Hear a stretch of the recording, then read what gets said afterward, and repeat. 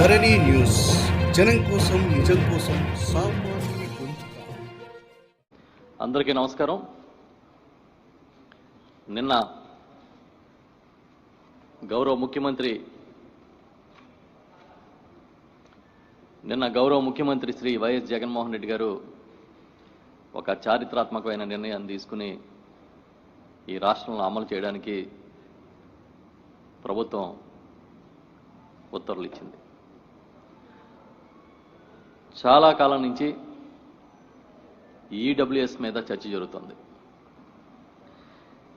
నిన్న వివిధ వర్గాల నుంచి గత కొద్ది రోజుల నుంచి వస్తున్న విజ్ఞప్తులు, అదేవిధంగా న్యాయపరమైన నిపుణులతో చర్చించిన తర్వాత, పెద్ద ఎత్తున చర్చ జరిగిన తర్వాత ఆర్థికంగా వెనుకబడిన వర్గాలకి ఈ రాష్ట్రంలో 10% రిజర్వేషన్లని ఉద్యోగాల్లో కూడా అమలు చేయాలని చెప్పి గౌరవ ముఖ్యమంత్రి జగన్మోహన్ రెడ్డి గారు నిర్ణయం తీసుకున్నారు. ఆ మేరకు జీవోని విడుదల చేయడం జరిగింది. దీని ఒక చారిత్రాత్మక ఘట్టంగా నేను అభివర్ణిస్తున్నాను. ఎందుకంటే అత్యధిక మందికి మేలు జరిగే విధంగా, ఎక్కడ ఎలాంటి గందరగోళానికి తావు లేకుండా సూటిగా చేయగలిగినంత మేలు చేయడానికి గౌరవ ముఖ్యమంత్రి జగన్మోహన్ రెడ్డి గారు ఎప్పుడూ ప్రయత్నం చేస్తారు. ఇవాళ అదే కోణంలో ఈ ఈడబ్ల్యూఎస్ రిజర్వేషన్ల మీద 10% ఉద్యోగాల్లో కూడా అమలు చేయాలని నిర్ణయం తీసుకోవడం జరిగింది. మీకు తెలుసు, అధికారంలోకి వచ్చిన వెంటనే విద్యాపరమైన సీట్ల కేటాయింపు తదితర అంశాల్లో కూడా 10% రిజర్వేషన్లని ఇవ్వాలని ఆ రోజు జూలై 27వ తేదీ 2019 అంటే అధికారంలోకి వచ్చిన వెంటనే ఆ రోజే నిర్ణయం తీసుకుని జీవోనిచ్చారు. ఇప్పుడు ఇచ్చిన ఈ ఆదేశాల మేరకు అన్రిజర్వ్డ్ కేటగిరీలో ఉన్న అందరూ కూడా వర్తిస్తారు. అన్ని సామాజిక వర్గాల్లో ఉన్న పేదలకి ఇది వర్తిస్తుంది. దీనిలో ఎలాంటి సబ్ కేటగిరైజేషన్ కూడా లేదు. ఈ మొత్తం వ్యవహారం చూసినప్పుడు ఈ అన్రిజర్వ్డ్ కేటగిరీలో ఉన్న అందరికీ వర్తింపు చేయడానికి వార్షిక ఆదాయం 8 లక్షల రూపాయలు మించకుండా ఉండాలనే నిబంధనని ఉంచి, కేంద్ర ప్రభుత్వం గతంలో ఇచ్చిన కొన్ని నిబంధనల్ని రాష్ట్ర ప్రభుత్వ నియామకాలకి తొలగించడం జరిగింది.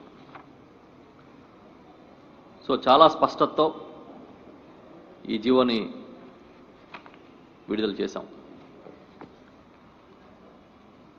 గతంలో ఒక్కసారి ఈడబ్ల్యూఎస్ రిజర్వేషన్లు గత ప్రభుత్వం చంద్రబాబు నాయుడు గారి హయాంలో ఏ విధంగా అమలు చేయాలనుకున్నారనేది చూస్తే, ప్రత్యేకించి ఆయన తీసుకున్న నిర్ణయాల వల్ల ఒక గందరగోళమైన వాస్తవ పరిస్థితి రావడమే కాకుండా, కాపులకి 5% సబ్ కేటగరైజేషన్ చేసి ఈడబ్ల్యూఎస్ నుంచి ఆయన ఇస్తూ జీవో ఇచ్చారు. అది కూడా ఎన్నికల ముందు. ఇలా ఇచ్చినప్పుడు ఇది పెద్ద చర్చనీయాంశమైంది. ఏ విధంగా ఈ కులాల వారీగా ఇచ్చే అవకాశం ఉందా, అసలు ఇవ్వచ్చా అని చర్చనీయాంశం అయినప్పుడు దీని మీద చాలామంది కోర్టులకు వెళ్ళారు, కేసులు వేశారు, పబ్లిక్ ఇంట్రెస్ట్ లిటిగేషన్స్ వేశారు. అంతగా దాంతో దీనికి ఒక రకమైన ఎక్కడిదక్కడ ఉండిపోయింది వ్యవహారం. అప్పటికే గౌరవ ముఖ్యమంత్రి జగన్మోహన్ రెడ్డి గారు బాధ్యతలు తీసుకోకముందు, చంద్రబాబు నాయుడు గారు ఇంకా అధికారంలో ఉన్నప్పుడే కేంద్రం కూడా ఒక లెటర్ రాసింది. ఆ లెటర్లో ఏమని స్పష్టత ఇచ్చిందని అంటే, ఏమని అడిగిందంటే, మీరు కాపుల్ని ఎఫ్ కేటగిరీ అని ఒకటి క్రియేట్ చేసి జనరల్ రిజర్వేషన్లో వాళ్ళకు కూడా మీరు రిజర్వేషన్లు కల్పించమని కోరుతూ మీరు ఒక తీర్మానం చేసి మాకు పంపించారు. ఆ తర్వాత మళ్ళీ ఇప్పుడు ఈడబ్ల్యూఎస్లో 5% కాపులకి ఇస్తున్నట్టుగా మరొక తీర్మానాన్ని పంపించారు. ఈ రెండిట్లో ఏది నిజం, ఏది తీసుకోవాలని చెప్పి కూడా ఆ రోజుల్లో ఒక లెటర్ ఇస్తే చంద్రబాబు నాయుడు గారు చాలా కన్వీనియంట్గా మడత పెట్టి లోపల పెట్టుకున్నాడు. దాని మీద ఎక్కడ రెస్పాండ్ కాలే. ఆ తర్వాత మన ప్రభుత్వం వచ్చిన తర్వాత, వైఎస్ఆర్ పార్టీ ప్రభుత్వం వచ్చిన తర్వాత, ముఖ్యమంత్రిగా గౌరవనీయులు జగన్మోహన్ రెడ్డి గారు అధికారంలో వచ్చిన తర్వాత విద్యార్థులకి సంబంధించి ఈ సీట్లు కేటాయింపు వ్యవహారంలో నష్టం జరగకూడదని ఆ రోజున్న పరిస్థితిని అధ్యయనం చేసి ఒక ఆదేశాలు ఇవ్వడం జరిగింది. దాని మీద కొంతమంది కోర్టుకు వెళ్ళినప్పటికీ కూడా ఆదేశాలు స్టాండ్ అయ్యాయి. ఆ ఈడబ్ల్యూఎస్ కింద ఆ విద్యా సంస్థలో కేటాయింపులు జరుగుతూ ఉన్నాయి. ఈ క్రమంలో ఉద్యోగ కల్పనలో కూడా, ఉద్యోగాల్లో కూడా ఏ విధంగా వీళ్ళకి ఈడబ్ల్యూఎస్ వర్గాలకి మేలు చేయాలనే దాని మీద పెద్ద ఎత్తున డిస్కషన్ జరిగింది. ఇప్పటికీ సుప్రీంకోర్టులో, హైకోర్టులో పలు కేసులు ఉన్నాయి. ప్రధానంగా ఈ సబ్ కేటగరైజేషన్ మీదనే ఆ కేసులన్నీ పడ్డాయి. సో వీటన్నిటిని అధ్యయనం చేసిన తర్వాత ఈరోజు తీసుకున్న ఈ నిర్ణయం ప్రకారం ఇప్పుడు ఈ 10%ని కేవలం ఈ ఆర్థిక వెనకబాటుతనాన్ని బేస్ చేసుకుని మాత్రం అమలు చేయడానికి నిర్ణయం తీసుకున్నారు. దాంట్లో ఇప్పుడు కాపులు, బ్రాహ్మణులు, వైశ్యులు, రెడ్లు ఎవరైతే రిజర్వేషన్లు పొందని ఇతర సామాజిక వర్గాలు ఉన్నాయో వారందరూ కూడా దీనిలో వస్తారు. అంతేకాకుండా కేంద్ర ప్రభుత్వం ఇచ్చిన నిబంధనల్లో 8 లక్షల వార్షిక ఆదాయం, దాంట్లో కూడా అంటే కుటుంబ వార్షిక ఆదాయం 8 లక్షలు, అది జీతం, వ్యవసాయం, వృత్తిపరమైన ఆదాయం, మరొక ఆదాయం అంతా కలిపి 8 లక్షలు దాటకూడదు అనేది. ఇది కాకుండా ఇంకా కొన్ని నిబంధనలు ఉన్నాయి. 5 ఎకరాలు లోపు మాత్రమే వ్యవసాయ భూమి ఉండాలి, 1000 అడుగుల దాటిన రెసిడెన్షియల్ ఫ్లాట్ ఉండకూడదు, 100 గజాల స్థలం ఉండకూడదని ఈ రకంగా కొన్ని నిబంధనలు ఉన్నాయి. అయితే వీటి మీద కూడా అధ్యయనం చేసిన తర్వాత ఎక్కువ మంది లబ్ధి పొందడం కోసం 8 లక్షల వార్షిక ఆదాయం అనే దాన్ని ఇంప్లిమెంట్ చేస్తూ గౌరవ ముఖ్యమంత్రి జగన్మోహన్ రెడ్డి గారు మొత్తం అందరి అభిప్రాయాలు తెలుసుకున్న తర్వాత నిర్ణయం తీసుకున్న మేరకు ప్రభుత్వం ఈరోజు ఉత్తర్వులు ఇచ్చింది. మీరు చూస్తే ఈ జీవోలో ఇవన్నీ కూడా స్పష్టంగా ఉన్నాయి. ఇప్పుడు గతంలో మాదిరి కాబట్టి 8 లక్షల వార్షిక ఆదాయ సర్టిఫికెట్ కూడా ఎంఆర్ఓ ఇచ్చే విధంగా, అంటే తహసీల్దార్ ఇచ్చే విధంగా ఆదేశాలు ఇవ్వడం జరిగింది.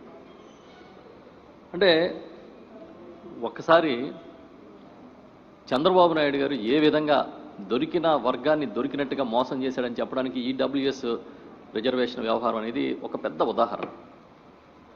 ఆ రోజు కాపులనేమో ఎఫ్ కేటగిరీ క్రియేట్ చేశానంటాడు, కానీ కేంద్ర ప్రభుత్వం నిబంధనల ప్రకారం కానీ, సుప్రీంకోర్టు ఆదేశాల మేరకు కానీ 50% దాటి రిజర్వేషన్లు ఉండకూడదనేది ఆదేశాలు ఉన్నాయి. అయినా సరే తీర్మానం చేసి పంపించారు. అది అక్కడే మూలనబడి ఉంది. ఇంతలో మళ్ళీ తిరిగి ఈడబ్ల్యూఎస్లో 5% కేటాయించారు. అంటే ఇప్పుడు మాకు ఒక పెద్ద డౌట్ ఏంటంటే అందరికీ, అసలు చంద్రబాబు నాయుడు గారి దృష్టిలో కాపు సామాజిక వర్గ ప్రజలు బీసీలా, ఓసీలా, అగ్రవర్ణాలా? నువ్వేమో బీసీ అని ఎఫ్ కేటగిరీ క్రియేట్ చేసి పంపించినప్పుడు వెంటనే మళ్ళీ ఇచ్చి ఇంకొక జీవో ఇచ్చి మళ్ళీ ఈడబ్ల్యూఎస్ అవకాశంలో దాంట్లో 5% చూపించి నీ ఓటు బ్యాంక్ రాజకీయాలు చేయడం వల్ల వాళ్ళ అగ్రవర్ణాలని నువ్వు నిర్ణయం తీసుకున్నావా, బీసీలను నిర్ణయం తీసుకున్నావా అని మేము అడుగుతున్నాం. ఇవాళ నుంచి కాదు, ఈ ప్రశ్న చాలామంది చాలా రోజుల నుంచి అడుగుతున్నారు. అంటే ఏదో రకంగా మోసం చేసి ఓట్లు వేయించుకోవాలనే ఓటు బ్యాంక్ రాజకీయాలు తప్ప ఏనాడైనా ఏ వర్గం పట్లైనా చిత్తశుద్ధి చూపించాడైనా? మీరు ఇంకొంచెం ముందుకెళ్తే 2014 ఎన్నికల ముందైతే కొన్ని వర్గాల్ని ఎస్టీలో చేర్పిస్తామని, కొన్ని వర్గాల్ని ఎస్సీలో చేర్పిస్తారని హామీలు ఇచ్చాడు. మీరు వెళ్ళండి ఒకసారి వెనక్కి వెళ్ళి హిస్టరీ తీయండి. అంటే పచ్చి అబద్ధాల పుట్టలాగా తెలుగుదేశం పార్టీ కానీ వారు నడిపిన ప్రభుత్వం కానీ కనిపిస్తుంది. సిగ్గు శరం లేకుండా ఏదైనా సరే హామీ ఇచ్చి ఏ వర్గాన్నైనా సరే అతలాకుతలం చేసి వేరు వేరు వర్గాల మధ్య వైషమ్యాలు క్రియేట్ చేసే విధంగా ఈయన పరిపాలన సాగుతుందనడానికి ఆ రోజు ఆయన తీసుకున్న చాలా నిర్ణయాలు మనకు కనిపిస్తాయి. ఇప్పుడు చాలా స్పష్టంగా జీవో ఇచ్చాం. ఏదైతే కోర్టుల్లో ఈ ఎన్ని పిల్స్ కానీ లేదంటే వేరు వేరు కేసులు కానీ పెండింగ్ ఉన్నాయో వాటన్నిటిని కూడా దృష్టిలో పెట్టుకుని ఇంకా ఆలస్యమైతే ఈడబ్ల్యూఎస్ కేటగిరీ కింద లబ్ధి పొందాల్సిన వాళ్ళందరూ కూడా నష్టపోతారనే ఉద్దేశంతోనే ఈ నిర్ణయం తీసుకున్నాం. ఇది మళ్ళీ చెప్తున్నాను, ఈ రాష్ట్ర ప్రభుత్వం తీసుకున్న నిర్ణయాల్లో ఒక చారిత్రాత్మక ఘట్టం. గౌరవ ముఖ్యమంత్రి జగన్మోహన్ రెడ్డి గారు తీసుకున్న నిర్ణయాల్లో ఒక చారిత్రాత్మక నిర్ణయం. అన్ని వర్గాల్ని ఆదుకోవాలనే ఒక గొప్ప సంకల్పం దీనిలో కనిపిస్తుందనే విషయాన్ని మీకు స్పష్టం చేస్తూ ఉన్నా. అయితే దురదృష్టం ఏంటంటే ఈరోజు కొన్ని పత్రికల్లో వేరువేరుగా వెర్షన్స్ వచ్చాయి. చాలా స్పష్టమైన క్లారిటీతో నేను ఇప్పటివరకు చెప్పానని మీకు అనుకుంటా ఉన్నా. ఎవరన్నా అడుగుతారు, నేను మాట్లాడుతూ చెప్పండి.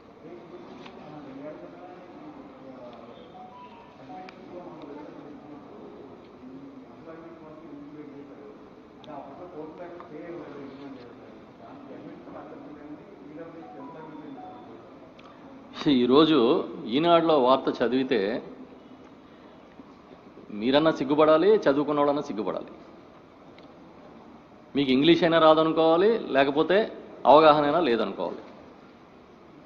ఈనాడులో వార్త, అందుకే గౌరవ ముఖ్యమంత్రి జగన్మోహన్ రెడ్డి ఎప్పుడు చెప్తారు ఇంగ్లీష్ మీడియం పెట్టాల్సిన అవసరం ఉందని చెప్పడం దీనికోసమే.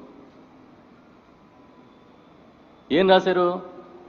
ఈ పరిమితులన్నీ తీసేసి 8 lakhs వార్షిక ఆదాయం కుటుంబానికి ఉన్నది మాత్రమే ఉంచి మిగతాన్ని తీసేస్తే, అంటే ఏదో ఒక ప్రజల్లో గందరగోళం క్రియేట్ చేయాలనే ఆలోచన. ఎప్పుడు ఏదో ఒకటి దాంట్లో వెతికి చంద్రబాబు నాయుడు గారికి ఏ విధంగా అనుకూలంగా మనం ప్రవర్తించాలనే ఆలోచన తప్ప ప్రజలకి గందరగోళపరిచే సమాచారం ఇస్తున్నామని ఎందుకు అనుకోవట్లేదు? చాలా స్పష్టంగా పొద్దున మేము చూసి ఆశ్చర్యపోయాను. ఎందుకంటే దీంట్లో నేను స్టడీ చేసి ఉన్నా. దీంట్లో చాలా స్పష్టంగా ఉంది, ఇగో ఈ నిబంధనల్ని మాత్రమే 8 లక్షలది మాత్రమే పెట్టాము, మిగతా ఆపరేషనల్ గైడెన్స్ చూస్తే కనిపిస్తుంది దాంట్లో ఇవన్నీ లేవనేది. మీరు చూడండి, ఈ జీవో చూస్తే జీవో నెంబర్ 66 దీంట్లో చాలా క్లియర్గా ఏమనుంది? పారా నెంబర్ 2లో సెంట్రల్ గవర్నమెంట్ ఈడబ్ల్యూఎస్లో ఏం చెప్పిందనేది ఉంది. ఈడబ్ల్యూఎస్లో సెంట్రల్ గవర్నమెంట్ ఏం చెప్పింది. ఆపరేషనల్ గైడెన్స్ తీసుకుంటే పారా నెంబర్ 19 and 20లో తీసుకుంటే దాంట్లో క్లియర్గా ఇదిగో ఈ రాష్ట్ర ప్రభుత్వం అమలు చేసేదానికి ఇవి గైడ్ లైన్స్ అని ఇచ్చాం. దాంట్లో చాలా క్లియర్గా ఫస్ట్ దీంట్లోనే పాయింట్ నెంబర్ 1లోనే 8 లక్షల రూపాయల వార్షిక ఆదాయం ఉండాలి. అది కూడా income shall also include income from all sources like salary, agriculture, business, profession etcetera. కానీ మీరేం రాశారు ఈనాడులో? అంటే మీకు ముందే చెప్పినట్టుగా అవగాహన లేకుండా రాసి ఉండాలి, లేకపోతే తప్పుడు సమాచారం ఇచ్చి ప్రభుత్వాన్ని ఏదైనా ఇరుకుని పెట్టడానికి ప్రయత్నం అయినా చేసి ఉండాలి. కాబట్టి మళ్ళీ ఇంకోసారి చెప్తున్నా, 8 లక్షల వార్షిక ఆదాయం అనే పాయింట్ని మాత్రమే ప్రభుత్వం తీసుకుంది. రాష్ట్ర ప్రభుత్వ నియామకాలకు సంబంధించి మిగతా అంశాలు లేవు. నెంబర్ 1. నెంబర్ 2, మీరు ఇందాక అడిగారు ఇప్పుడు ప్రశ్న, అప్పుడు ఎందుకు తీసుకోలేదు అని. అసలు మోసం చేయడంలో, ప్రజల్ని మోసం చేయడంలో చంద్రబాబు నాయుడు ఒక పెద్ద పండితుడు. ఆయనకి ఇంకా ఏమైనా పాఠాలు మిగిలిపోతే ఈనాడు నేర్పిస్తూ ఉంటుంది. 2 ఏళ్ల క్రితం ఎందుకు తీసుకున్నాం ఈ నిర్ణయం? ఆనాటికి పిల్స్ ఉన్నాయి, సీట్స్ కోల్పోతున్నాం అనేది ఉంది. దాంట్లో 2 కేసుల్లో కోర్టు ఇన్వాల్వ్ అయ్యి తీర్పిచ్చింది. మీకు కావాలంటే ఆ కేసులు కూడా చెప్తాను, ఒకసారి వినండి. కేసు చాలా స్పష్టంగా కళ్ళే చంద్రశేఖర్ శర్మ అండ్ కళ్ళే మిత్రవింద కేసులో కానివ్వండి, అదేవిధంగా గాజుల మధుసూదన్ రావు కేసులో కానివ్వండి, చాలా స్పష్టంగా కోర్టు చెప్పింది. అయినప్పటికీ సీట్లు పోకూడదని సూపర్ న్యూమరీ కింద ఆ రోజు నిర్ణయం తీసుకోవడం జరిగింది. ఇప్పుడు మీరు అంటే ఆ రోజు ఇవ్వడం తప్పు పడుతున్నారా? మీరేం తప్పు పడుతున్నారు? మీకు వచ్చిన సమస్య ఏంటి?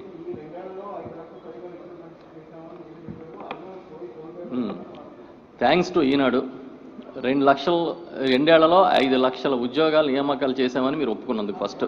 మీరు ఒప్పుకున్నందుకు. ఎందుకంటే మేము ఇచ్చినవి వినండి ఒకసారి, మేము ఇచ్చినవి ఆయన అడుగుతున్నాడు కూడా చెప్తున్నా, మేము ఇచ్చినవి ఉద్యోగాలు కాదని మీరే అంటారు.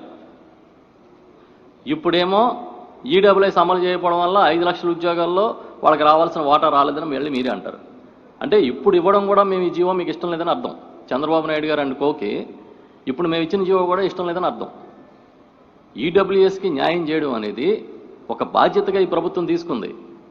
ఇప్పటికీ కోర్టులో కేసులు తేలే, అలాగే ఉన్నాయి. అయినప్పటికీ న్యాయ నిపుణులతో చర్చించి ముందే చెప్పాను నేను, వివిధ వర్గాల నుంచి వచ్చే విజ్ఞప్తులను తీసుకుని న్యాయ నిపుణులతో చర్చించి ఎక్కడ ఎలాంటి సందిగ్ధత లేని ఒక బ్రహ్మాండమైన ఆదేశాలని ఈరోజు ఇవ్వడం జరిగింది. దీన్ని అమలు చేస్తాం. ఈడబ్ల్యూఎస్ని రేపు రాబోయే నియామకాలన్నింటిలో కూడా అమలు చేస్తాం. ఏదో కావాలని దీంట్లో ప్రజలను పక్కదారి పట్టించే కార్యక్రమాలు చేయొద్దని చెప్పి నేను సోదరులను విజ్ఞప్తి చేస్తున్నాను. ఒక నిమిషం ఆయన అడుగుతున్నారు కదా, అడ్డు అడుగుతారు మీరు.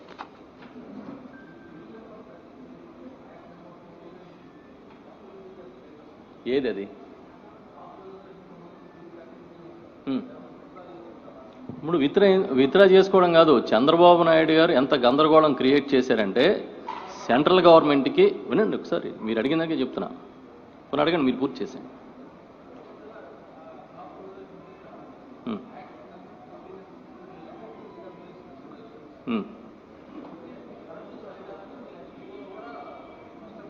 అవును,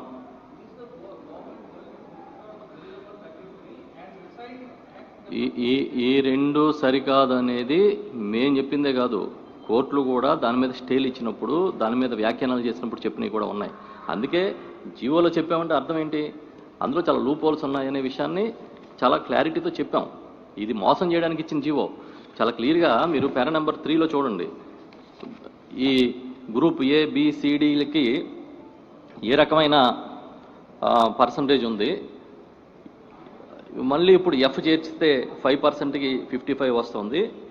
ఈ మధ్యకాలంలో రీసెంట్గా వచ్చిన తీర్పు, మరాఠా రిజర్వేషన్ సంబంధించి వచ్చిన తీర్పులో కూడా క్లారిటీ ఏమని ఇచ్చింది సుప్రీంకోర్టు, అన్నీ కూడా జీవోలో చెప్పాము. ఏమీ దాపరకమేం లేదు దీంట్లో, చాలా క్లియర్గా చెప్పాము.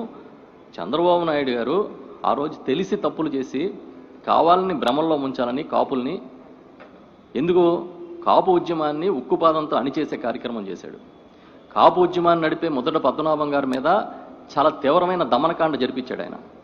ఎంత దారుణం అంటే, ఆయన దీక్ష చేస్తూ ఉంటే ప్రజాస్వామ్యుతంగా తీసుకెళ్ళి ఒక జైల్లో నిర్బంధించినట్టుగా ఆసుపత్రిలో నిర్బంధించి మానవ మాతులను అటు తొంగి చూడడానికి లేకుండా చేసి, వారి కుటుంబ సభ్యుల్ని, మహిళల్ని కించపరిచే విధంగా చేసి, ఒక రకమైన వ్యతిరేకత వచ్చే సమయానికి దాన్ని కప్పిపుచ్చుకోవడానికి చాలా డ్రామాలు చేశాడు ఆయన. ఆ డ్రామాల్లో భాగంగా చేశాడు తప్ప కాపుల మీద నిజమైన ప్రేమతో చేయలే. ఒకవేళ నిజంగా ఆయన కాపులకి చేసింది నిజమని నమ్మితే కాపులు ఆయన వెనకాల నిలబడి ఉండాలిగా. మొన్న ఎందుకు నిలబడలేదు అంటే ఖచ్చితంగా ఆయన నమ్మలేదు. నిజాయితీగా ఉన్న వాళ్ళని నమ్ముతారు తప్ప చంద్రబాబు నాయుడు లాగా జిమ్మిక్కులు, ట్రిక్కులు, గంట కూడా చేసేవాడిని ఎవరు ప్రజలు ఎప్పుడూ నమ్మరు. మీరు అడిగింది చాలా క్లారిటీతో ఈ 14-15కి సంబంధించి దీంట్లోనే ఉంది జీవోలో. అదే అలా చెప్తారు. ఇప్పుడు మీరు అడిగితే చెప్పే విషయం కాదు కదా. డిసైడ్ చేస్తారా అంటే అది ఒక వ్యక్తి నిర్ణయం కాదు, ప్రభుత్వం. అవును, దాని మీద చర్చ జరగాలి. చర్చ జరిగిన తర్వాత అప్పుడు ప్రభుత్వం ఏం చేస్తుందని తెలియజేస్తాం తప్పించి ఇప్పుడు ఇలా ప్రెస్ మీట్లో కూర్చొని చెప్పే విషయం కాదు కదండి అది. ఈడబ్ల్యూఎస్ తీసుకొచ్చిన దాంట్లో సబ్ కేటగిరైజేషన్, నేను చెప్పాను కదా ముందే, సబ్ కేటగిరైజేషన్ లేదు దాంట్లో. అది సబ్ కేటగిరైజేషన్ ఒప్పుకోలే అసలు. ఇది ఆ చట్టానికి, ఈడబ్ల్యూఎస్ చట్ట పరిధిలోకి లేదని చెప్పి చాలా స్పష్టమైన తీర్పులు ఉన్నాయి. అందుకనే ఈడబ్ల్యూఎస్ అనేది అగ్రవర్ణ పేదలందరికీ, అంటే అన్రిజర్వ్డ్ కేటగిరీస్లో ఉన్న పేదలందరికీ అది వర్తించే విధంగా తీసుకొచ్చాం. మీరు చెప్పాలి ఏ స్టాండ్ అనేది. చంద్రబాబు నాయుడు ఏమో ఆయన ఏం తీసుకోలేక గాలికి వదిలేశాడు. ఒక పక్కన ఎఫ్ అన్నాడు. అదేమో మీ ఎఫ్ తీసుకోవాలా, పోనీ ఈబీసీలో 5% తీసుకోవాలా అంటే చెప్పా పెట్టకుండా చేతులు దులుపుకుని తాంబూలాలు ఇచ్చాం తన్నుకు చావండి అన్నట్టుగా మీరు కాపుల రిజర్వేషన్లు ఇచ్చేసి మిగతా వర్గాల్లో ఒక వ్యతిరేకత ఏదో తీసుకొచ్చాము, దానివల్ల మాకు ఉపయోగపడుతుంది అన్న టైప్లో మీరు చేసిన కార్యక్రమానికి, చంద్రబాబు నాయుడు గారు చేసిన కార్యక్రమానికి అనుభవిస్తూ ఉన్నాడు. ఇప్పుడు మేము చాలా క్లారిటీతో, కేటగిరీతో చాలా స్పష్టంగా ఉన్నాము. అందుకే స్పష్టమైన జీవో ఇచ్చాము. మేము అన్ని వర్గాలకి సమానమైన న్యాయం జరగాలి. మొదటి నుంచి పార్టీ స్టాండ్ చెప్తూనే ఉన్నాము. రాజ్యాంగ పరిధిలో కాపులకు ఆనాడు చెప్పారు ముఖ్యమంత్రిగా జగన్మోహన్ రెడ్డి గారు కాక మునుపు ఏ విధంగా రిజర్వేషన్లకు మేము మద్దతు ఇస్తామనేది. రాజ్యాంగ పరిధిలో చేయాలి తప్పించి ఇలా పైపైన చేసి చేతులు దులుపుకునే కార్యక్రమాలు మేము చేయలేమని ఆ రోజే చెప్పారు ప్రతిపక్ష నాయకుడిగా ఉన్నప్పుడే.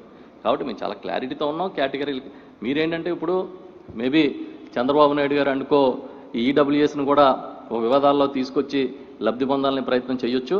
కానీ మేమైతే చాలా స్పష్టతతో ఉన్నాం. అన్ని వర్గాలు సంతృప్తి వ్యక్తం చేస్తాయనే ఆశాభావంతో ఉన్నాం. ఓకే.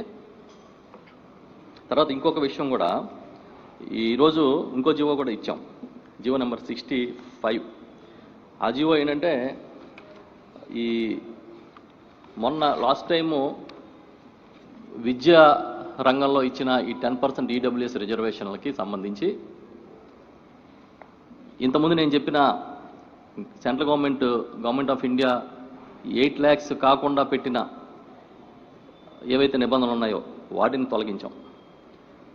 అంటే పర్టికులర్గా ఈ 5 acres అగ్రికల్చర్ ల్యాండ్ లోపు ఉండాలనేది, 100 square yards దాటి ఉండకూడదనేది, ఈ ఉన్న 4-5 నిబంధనలు కూడా తొలగించి ఓన్లీ 8 lakhs వార్షిక ఆదాయాన్ని మాత్రమే దాంట్లో పెట్టాము.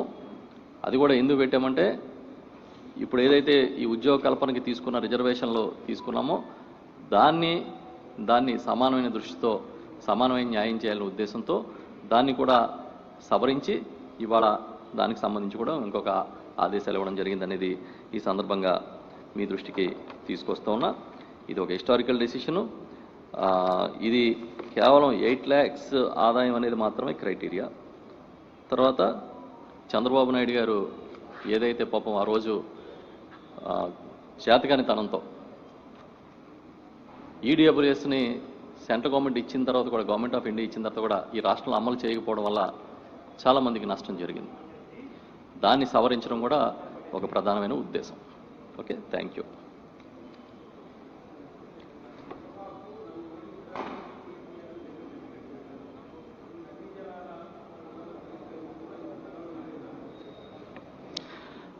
నాకు తెలిసి హిస్టరీలో చంద్రబాబు నాయుడు గారు జతకట్టని ఒకే ఒక పార్టీ వైఎస్ఆర్ పార్టీ. అవునా కదా, మీరు చెప్పాలి. చరిత్ర తీసుకుంటే ఈ దేశంలో ఎన్ని పార్టీలు ఉన్నాయో అన్ని పార్టీలతో జతకట్టాడు. ఒకసారి బీజేపీతో వెళ్తాడు, ఒకసారి కమ్యూనిస్టులతో వెళ్తాడు, ఒకసారి టీఆర్ఎస్తో వెళ్తాడు. మొన్న కాంగ్రెస్తో రాహుల్ గాంధీ గారిని పట్టుకుని ఫోజులు ఇచ్చాడు ఫోటోలకి. ఈ దేశంలో పర్టికులర్గా ఈ రాష్ట్రంలో ఆయనకి కొరుకుడు పడని ఏకైక నాయకుడు, ఆయనకి మింగుడు పడని ఏకైక పార్టీ వైఎస్ఆర్ పార్టీ. ఆయన జతకట్టడం గురించి మాట్లాడడం అంటే దెయ్యాలు వేదాలు వల్లించినట్టు ఉంటుంది. ఆయన ఏంటంటే కళ్ళు మూసుకుని పాలు తాగుతున్న పిల్లిలాగా నటిస్తాడు. ఆయన గౌరవ ముఖ్యమంత్రి జగన్మోహన్ రెడ్డి గారు మొన్న జరిగిన కేబినెట్ మీటింగ్లోనే చెప్పారు, ఈ రాష్ట్ర ప్రయోజనాల కోసం, ఈ రాష్ట్ర నీటి అవసరాల కోసం, వెనకబడిన ప్రాంతాల అభివృద్ధి కోసం ఎప్పుడు ఎక్కడా రాజీ పడాల్సిన అవసరం లేదు, పడమని. ఇది చాలా విస్పష్టంగా చెప్పారు. మొన్న కూడా రైతు దినోత్సవం ఉన్నాడు రాయదుర్గంలో, చాలా క్లియర్గా చెప్పారు ఆ విషయాన్ని. చెప్పలేదా? ఎక్కడా రాజీ పడడం అనేది జగన్మోహన్ రెడ్డి గారి చరిత్రలోనే రాజీ పడడం అనేది క్లారిటీ. మళ్ళీ దానికి కొత్తగా ఏం చెప్పక్కర్లే. ఈ ప్రజల సంక్షేమం కోసం, ఈ రాష్ట్ర సౌభాగ్యం కోసం ఏనాడు రాజీ పడనని టంకాపదంగా పబ్లిక్ మీటింగ్లో జగన్మోహన్ రెడ్డి గారు చెప్తే నువ్వు రాజీ పడ్డావు అంటే. Thanks for watching this video. Please like, share and subscribe to Dharani TV.